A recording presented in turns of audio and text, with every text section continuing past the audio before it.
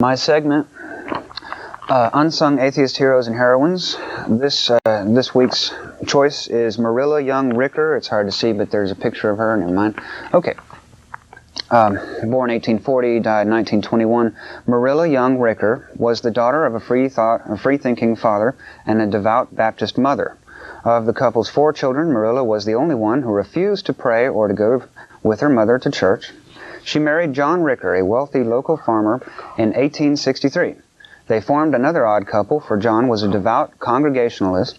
John died only after 5 years of marriage, leaving Marilla a wealthy and childless widow. She never married again. Now that she had the freedom and money to do as she wished, she became active in the women's rights movement and studied law. She kept a home in Washington, D.C. in the winter and in her native New Hampshire in the summer. In 1882, she was accepted to the bar of the Supreme Court of the District of Columbia. Known as the prisoner's friend, Marilla Young Ricker worked many times without pay, even paying attorney costs herself when her schedule did not permit her to take a worthy case. One project she undertook was to end the practice of imprisoning debtors. Judges frequently sentenced petty offenders to a short term in jail plus a fine. The poor criminals could not afford the fine, and so they were being held indefinitely.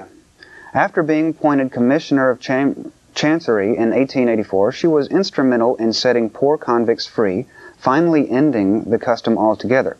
She was accepted to the Bar of New Hampshire in 1890, to the Bar of the United States Supreme Court in 1891, and to the Bar of the State of Utah in 1896. She worked diligently for both the Republican Party and for women's rights. A strenuous campaign was organized to convince President McKinley to appoint her as foreign minister to Colombia, but failed. Always outspoken, she defended Elizabeth Cady Stanton, Susan B. Anthony, and Abraham Lincoln after their deaths from the claims that Christians were making about them. She was a candidate for governor of New Hampshire in 1910. She lived long enough to see her dream of women's suffrage come true. Now we have a quote here, it's very nice. Quote, Marilla Young Ricker, quote, "We are called infidels and denounced as unbelievers because we will not march in the ranks of hypocrisy and dance to the music of orthodoxy. We believe no statement which our reason cannot approve. We accept no doctrine which is contrary to common sense. We have confidence in human nature. We believe in truth, justice, and love. We accept life as a blessing and try to make it so. We believe in taking care of ourselves, in helping others, and just and kind to all. And we say to the Christian church, if this be infidelity, make the most of it." Excellent quote. And Marilla Young Ricker.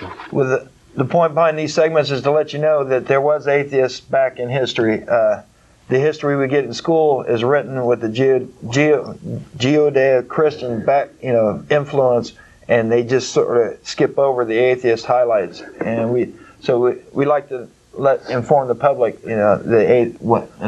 atheists have been there for years. Yes, making sacrifices.